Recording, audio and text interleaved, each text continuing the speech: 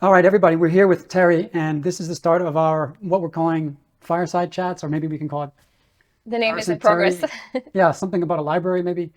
But we have a lot of great conversations in our meetings, and I always wish that we could capture that and share that with our community. So the Now it's purpose of official. this is to get some of our great conversations out there and share them and have some healthy debates on what's happening in marketing. Yeah. And as usual, like in our meetings, I have a bunch of questions ready to be asked, and hopefully we can get some good answers out of it. Yeah. All right, let's get into it. Let's get into it.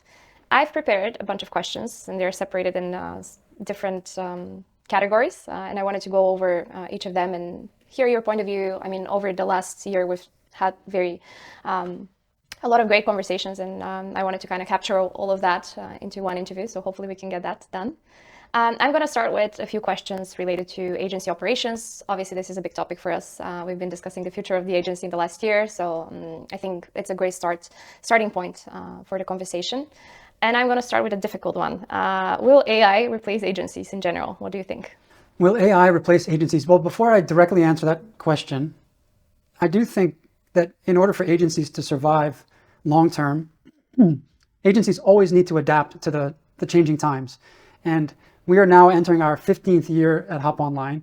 And I can say that we've seen so much change and we've had to adapt to so many different things. There was the move from Black Hat SEO into White Hat SEO. There was the big ramp up of Google ads and paid media. And now I think we're definitely entering a whole new era of AI for marketing. And this is going to be very challenging for a lot of marketing teams and agencies. I do think a lot of agencies will not survive if they are not willing to change and fully embrace a new way of doing marketing with AI and really relying on AI as a close partner. So I think right now, especially in the last few years, I think agencies have multiplied. I think there are probably tens of thousands of agencies out there.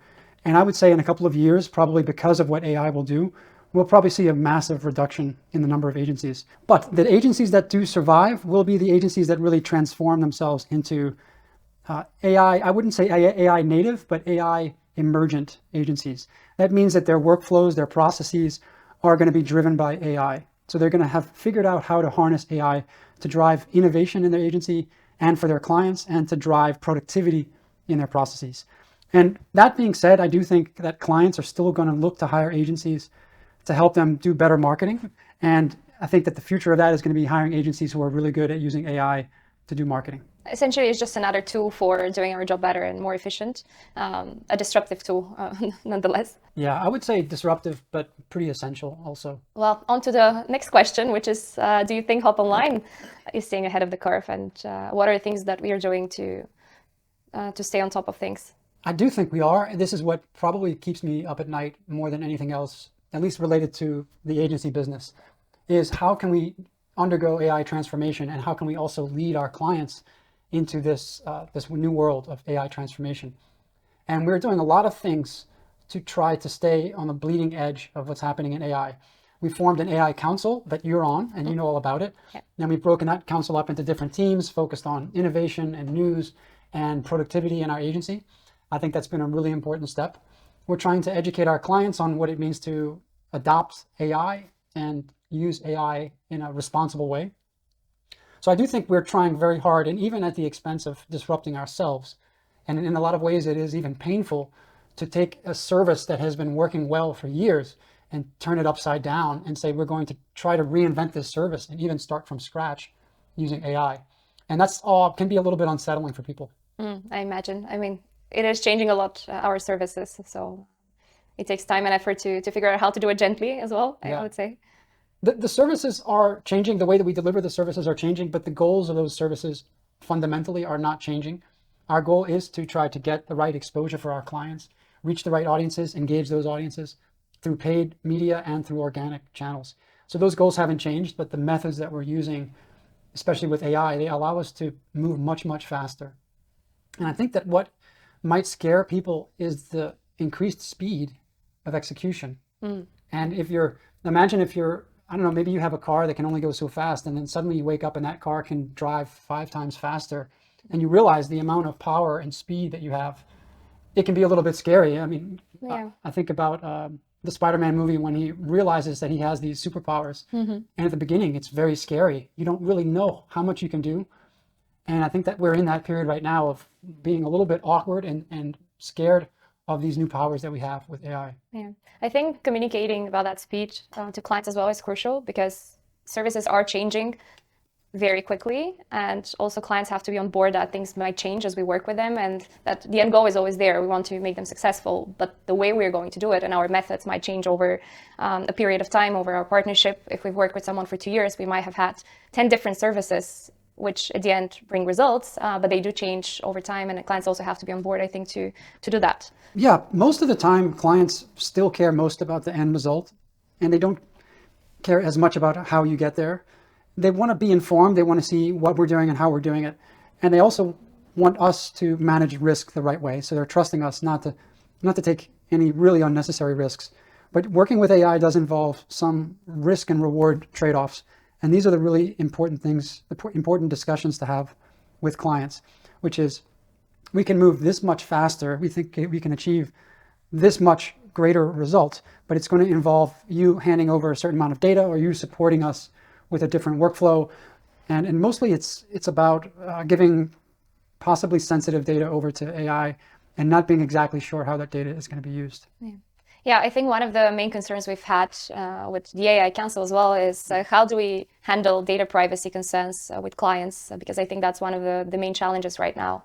Can you share a bit more about what we've done and what we're in the process of doing with the AI Council to tackle these challenges? Yeah, absolutely. We have had for a couple of years a data privacy policy, and we have a data protection agreement with all of our clients. And we're going to be publishing publicly a responsible use of AI charter on our website, and that's also going to be part of our service agreements. And what all of those are essentially saying is that we will be responsible caretakers of our clients' data, although it is up to the clients to decide ultimately which data to share with us, because no one really knows yet what is happening to the data that is given to ChatGPT, Gemini, or a lot of the other AI tools that are not from established, maybe long-term companies. It could be from startups that might appear risky. And I think that our responsibility right now is to communicate very clearly with clients the trade-offs in the risk and reward area. So we believe we can have these potential rewards if we can use your data for AI, but there are some risks, and we do ask clients to go in with their eyes wide open, accepting those risks, trusting us with their data, and we all basically have to accept the trade-offs in the end for the possible rewards.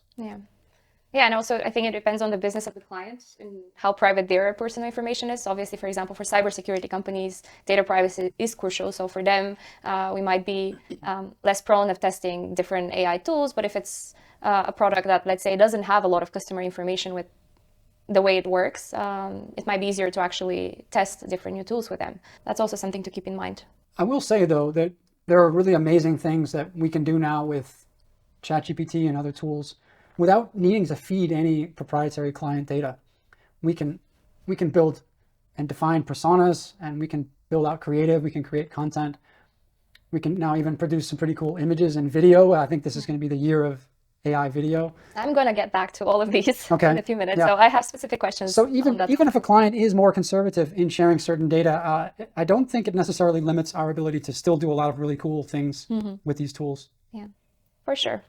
I think another question a lot of companies are thinking about right now is, do they even need an agency if they can do a lot of these things on their own? I think in a similar way that we're optimizing our workflows and using ChatGPT and Gemini and all the other tools to speed up our work, a lot of companies, I think, are questioning whether they actually need an agency. So in which situations do you think it's recommended to have one, and when can clients handle workload on their own? I still believe that there's always going to be a role for an agency to either augment an existing marketing team or maybe even be a complete substitute for a marketing person who needs a team.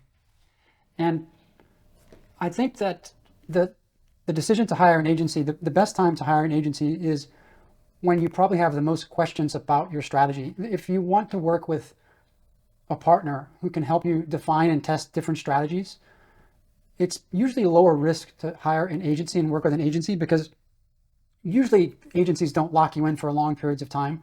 We normally have a 30-day out clause with most of our clients. So working with an agency gives you flexibility. It allows you to immediately plug into a team of specialists. So let's say that I'm maybe not a startup, but I might be an early stage company and we've established product market fit. I'm the head of marketing. I might have 1 or 2 people, but I want to test very quickly. I want to test multiple paid channels. I want to test outbound marketing. I want to test organic in terms of SEO content. We might want to launch an email newsletter. We might want to also do some testing around UX and conversion rate optimization. Now, to build a team with those specialties in-house might take me a year plus to find those experts. And I might never really be able to build that team, depending on where I am and what kind of budget I have. But if I could plug into an agency, a full stack agency that has those experts, within 6 months, I could be testing various paid initiatives and organic initiatives and creative concepts really quickly. And the key is I can figure out what works, where I'm going to fail, and what might succeed, and then double down in what's working. And then later figure out, okay, what's really working is SEO. And I realize it's a 6 to 12 month process, and the agency has shown me that. So now we might decide to bring in someone, a full-time content marketer, into the team. So I think that the role of the agency is always going to be to help companies move faster and get in and out of tests quicker. That's regardless of whether AI is in the mix or not. With AI in the mix, that becomes even more true, I believe, because there's more uncertainty. For sure. I totally agree with you on this one. And then the more difficult question, how do you know it's time to fire your agency? At what stage, after you've done the testing, probably you may decide that it's time to let go? How are you certain that it's time to do it? Letting go of an agency, usually it's inevitable at some point in time that you're going to move on.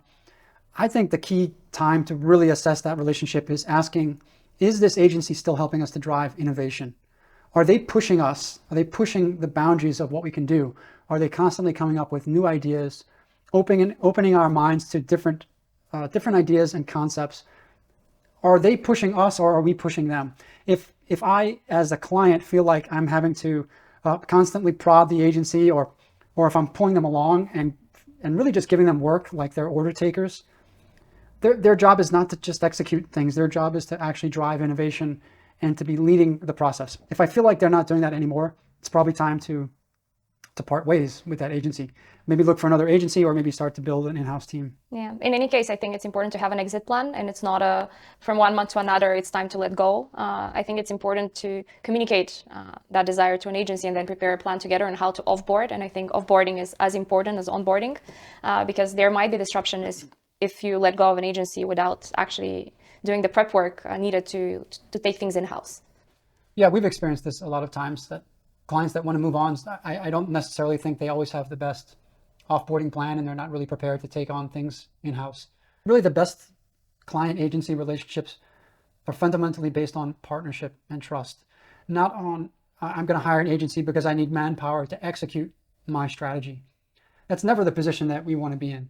To feel like we're simply executing or being order takers. Awesome. Well, these were the questions I had on agency operations. I think we can wrap it up here. We have a good section of 5 questions and answers.